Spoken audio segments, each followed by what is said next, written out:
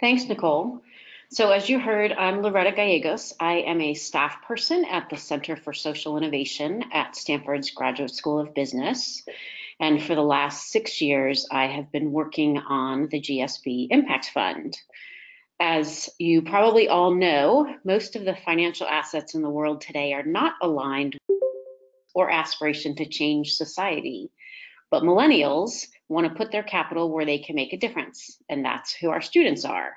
So they feel that there's a huge opportunity to move the $64 trillion of assets to provide meaningful return to investors and the society.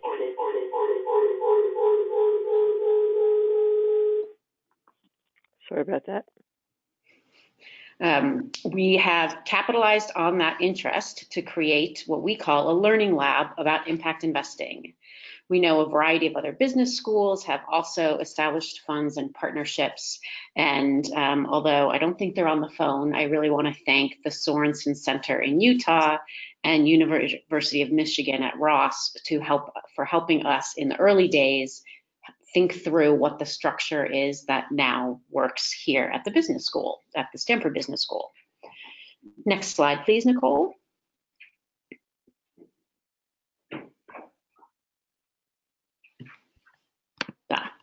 I'm looking at my own, sorry. So you see this picture here. Students came to me saying, we don't want to be seen as money grubbing. We also don't want to be seen as tree huggers. We want to be serious about what we're doing with impact and specifically with investing for impact. They wanted to test out what impact investing is because they were within the school environment. What they were finding was they couldn't get jobs, they couldn't get internships if they didn't already have experience. So they wanted to see if there was a way within the school we could create something where they could learn by doing, not just by hearing. Next slide, please. So you see here a very detailed structure there. I'll go into a little more of the specifics about it, but what I wanted to point out is that there is administration support for the program with the GSB financial officer and myself. I work about half-time supporting the students, the faculty advisors, and a group of alumni advisors who are on our investment committee to deliver what we call an educational program that happens to be an impact investing fund. I work primarily with the student chief investment officer, and then through her with other student leaders. We, for the first 3 years, we're entering the 4th year of the actual program. We had 5 deal teams: education, energy and environment, health and wellness, food and agriculture, urban development. And this next year, we are adding a fintech deal team. There are groups of students on those teams that source deals, diligence deals, and present to the investment committee. We realized I guess about 2 years ago, after we had made several investments, that we needed a portfolio management team. We then had 3 investments. We wanted to support those investments to succeed. And the best way to do that would be to have students geared towards supporting those entrepreneurs. So last year we added a portfolio management team. It's a competitive application for students to participate in this educational program. We run that application in the fall once the new set of students arrive, and then they gear up for the next school year. Then each consecutive year, we have second-year students who support the first year and other second year students as leaders. There's also a competitive application process for students to be those leaders. That happens in the spring so that we make sure we have time for a quality transition.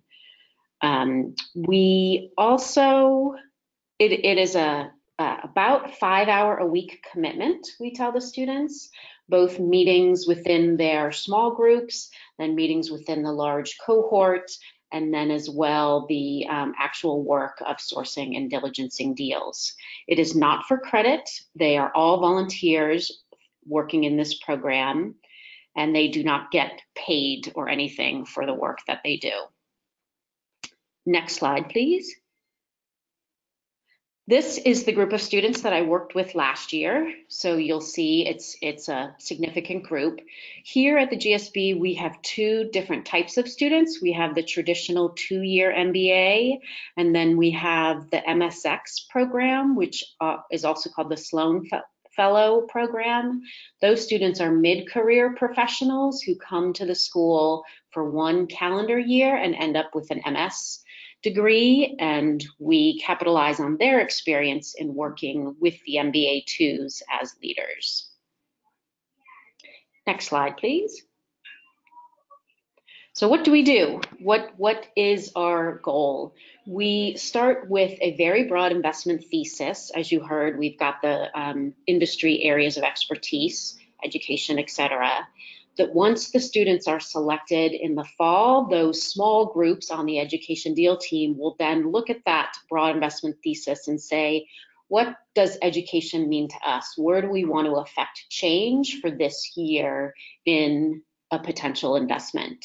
They refine their investment thesis with a theory of change, and then they start actually sourcing the deals. We fund in early stage VC. Oh, there's a typo in there. It's 25 to 75K in seed rounds or Series A. We do not have geographic limitations. The students just have to be able to, if they are looking at an international investment, be able to diligence it and make the case appropriately that they've done the right diligence to our investment committee. We are flexible about the type of structure of investment. So far, our investments have been equity and convertible notes. We are not lead investors. We are always minority investors at our check size.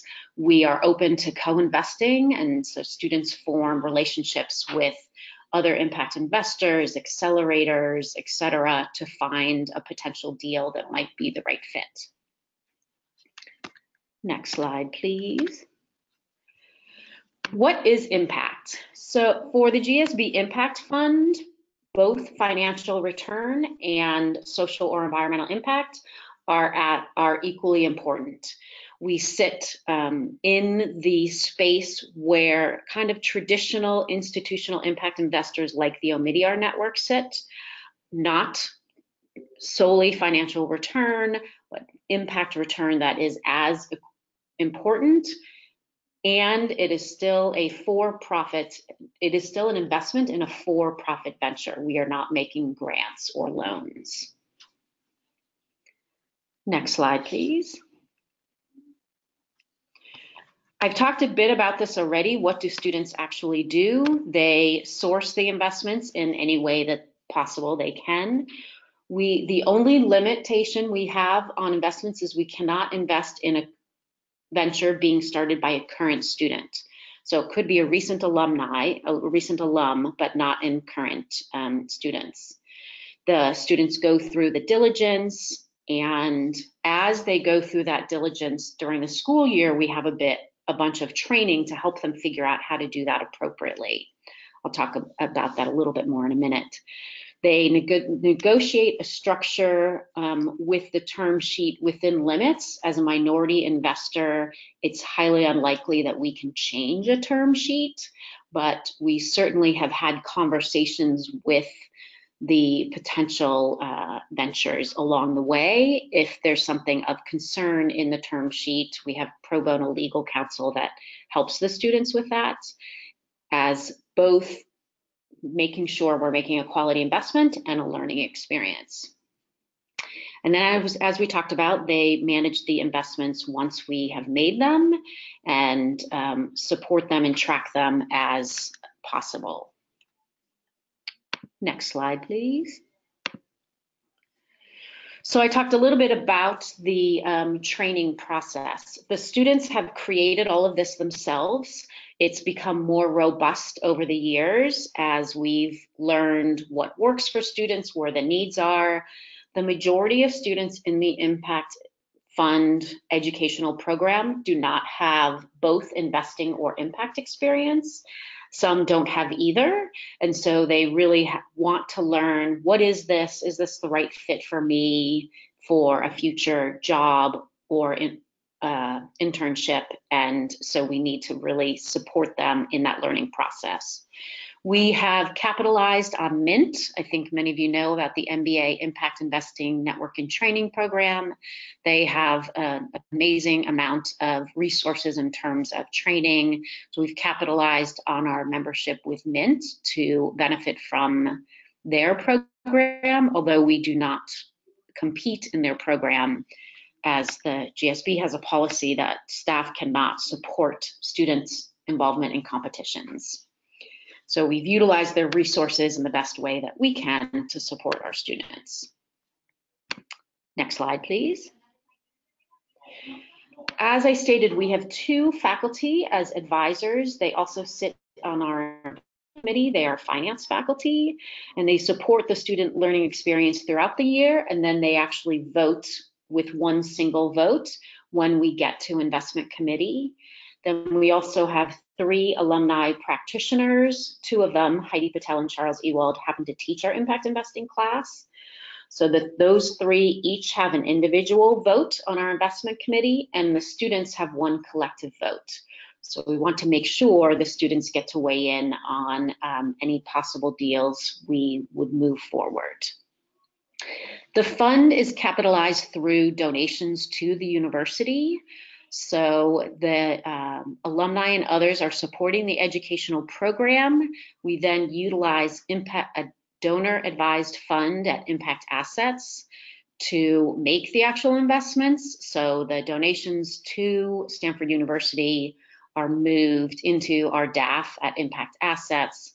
Impact Assets is actually the investor of record for the investments, although we have done all the diligence to be able to present to them the actual investing of the deal. And I can talk a little bit more about that if people have questions on that. Okay, next slide, please. As I've mentioned, we are entering year 4. There's a lot of interest from our students in participating in the fund. We do not accept, it is a competitive application process. We do not accept all students who apply. We want to keep the team small enough so they're effective and they provide a quality learning experience. And as students will say, when it's a competitive program, there's more buy-in from those who actually get into the program. So we want to capitalize on that as well. The students do a ton of work sourcing their deals, diligencing them, and presenting them to the investment committee. And as I frequently say, I feel that I get to work with the best students at the GSB because they are super serious about what they're doing. Several of them have gone on to work in the field of impact investing. So that's what we call our network effects at Emerson Collective, Closed Loop, Capricorn, and Reach Capital. Others have done summer internships in impact investing and then decided for one reason or another that their first job out of school is not going to be an impact investing job, but they may come back to that in their future. Okay, next slide, please. So this is our portfolio. Other than noticing that they all have blue logos, you can see who they are. Geneticure is a health investment, our first investment, a rapid, effective, low-cost diagnostic testing for hypertension, which is a serious problem in the United States and low-income communities. RocketLit is a personalized learning platform focused on K-12 education. Upswing is software to improve college retention.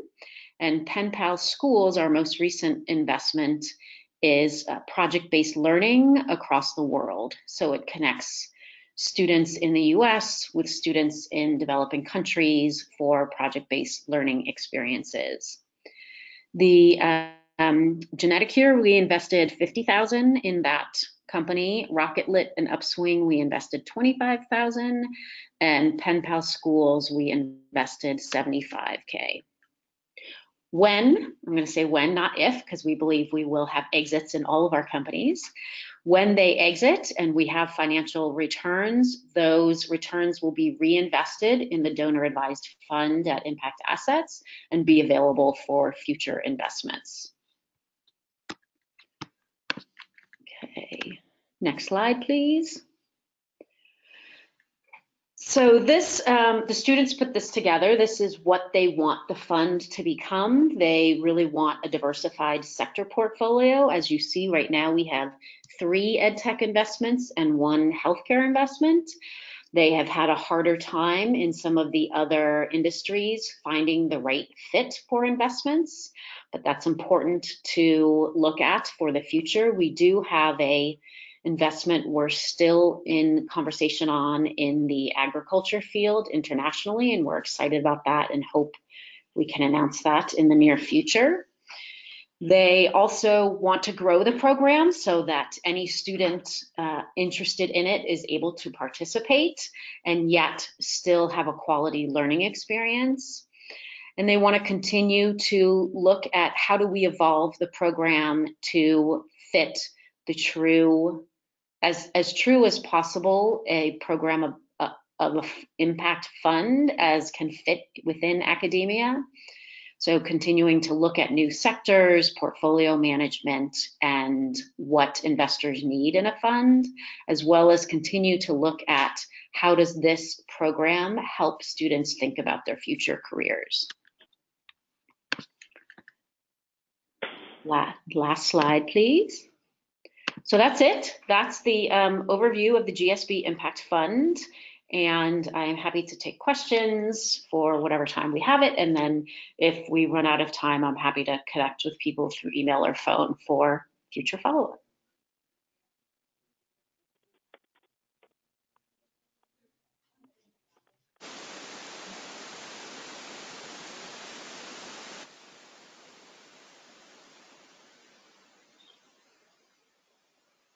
All right, so is the silence a sign that Loretta's presentation was completely comprehensive?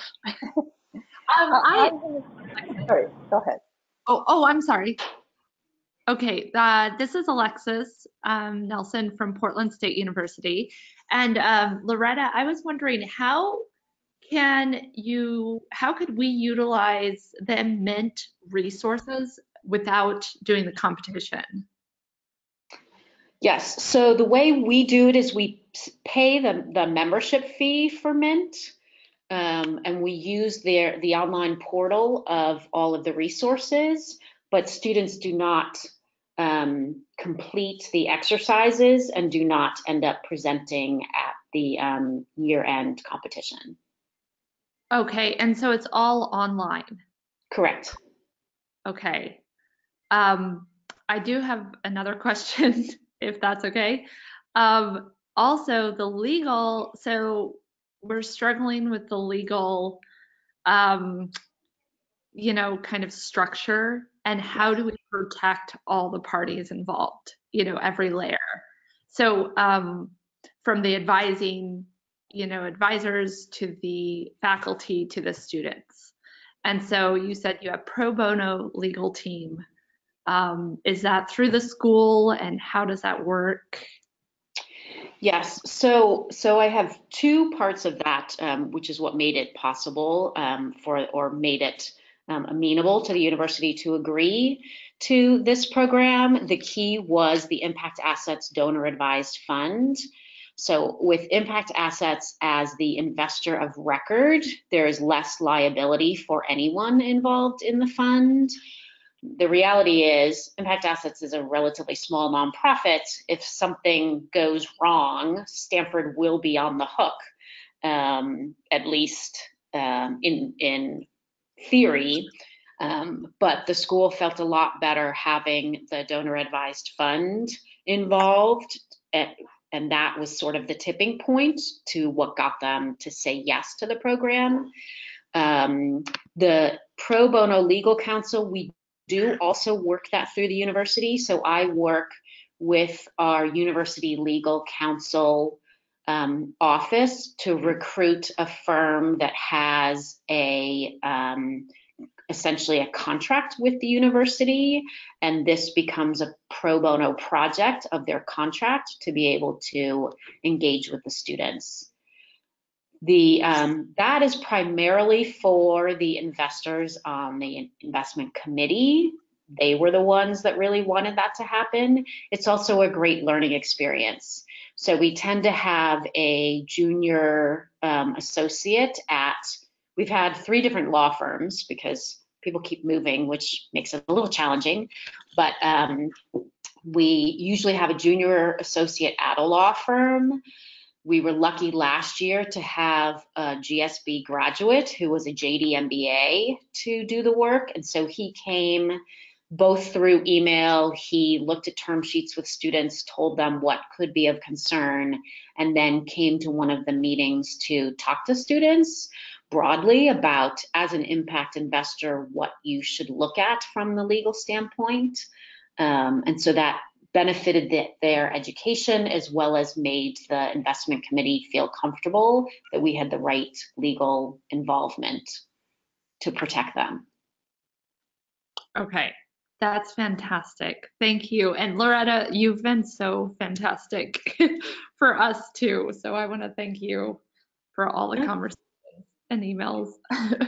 Happy to help. Hi, Loretta. This is Connie from Northeast University. I just also had a quick follow-up question with regards to your relationship with the DAF and impact assets. And do you happen to know, if not through the DAF, what are the common alternatives for a student-led fund to host their money? I'm not exactly sure what you mean by that. So a DAF is essentially an account at Impact Assets. And we put our funds into that account, and then out of that account, we can invest in any type of investment possible. Is that your question? Yeah, I was just wondering if it's an alternative to have the money be managed by, say, Stanford's advancement, just like in-house, rather than hiring a third party sort of investor of record. So technically, we could have had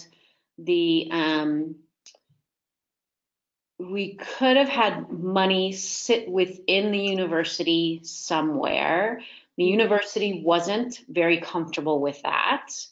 And one of the options that we pursued, we have a firm that manages our endowment. It is a department of the university, but actually, I take it back. It's an external firm that manages the endowment, and we talked to them about participating in this program, and they didn't really have the interest. It's not their job to support a student educational program. It's their job to make money in the endowment for the university so that the university can then run educational programs. They also don't have an impact focus, so they weren't necessarily the best suited to manage this. We did talk about what it would cost for them to do it, and it was way cheaper to go to the outside organization. Got it. That's really helpful and clarifying. Thank you. Yeah.